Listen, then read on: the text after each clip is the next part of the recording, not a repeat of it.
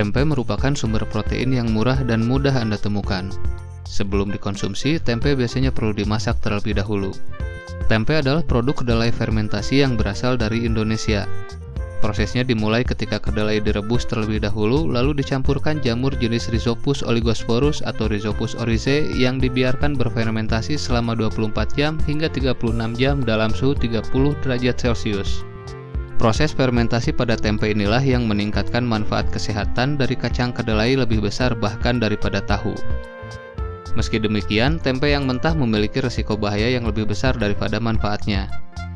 Namun sebagian orang sudah terbiasa mengkonsumsi tempe tanpa dimasak terlebih dahulu, dengan anggapan bahwa tempe mentah mengandung probiotik atau memang karena kebiasaan di beberapa daerah.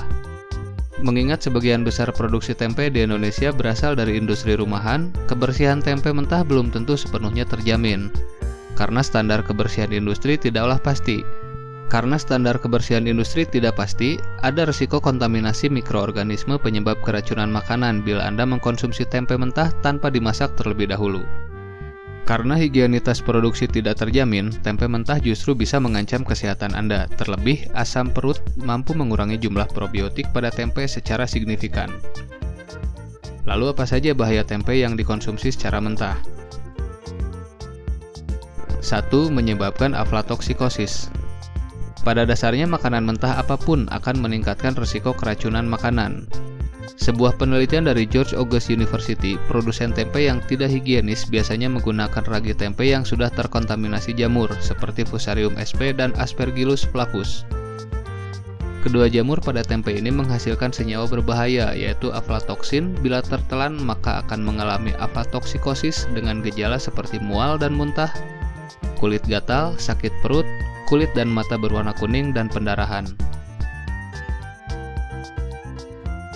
2. Memicu salmonellosis.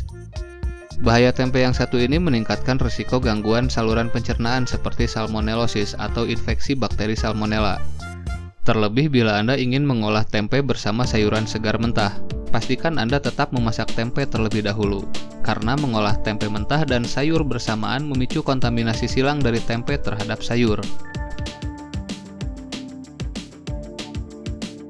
3. Meningkatkan risiko kanker hati. Bahaya konsumsi tempe mentah bahkan bisa memicu kanker hati. Aflatoksin atau tepatnya aflatoksin B1 mengubah gen pada sel hati sehingga muncul mutasi dan menyebabkan kanker liver. Pada tahun 1991 tercatat sebanyak 20% penderita kanker hati tanpa riwayat virus hepatitis B atau hepatitis C di Indonesia muncul akibat mengkonsumsi tempe yang mengandung aflatoksin.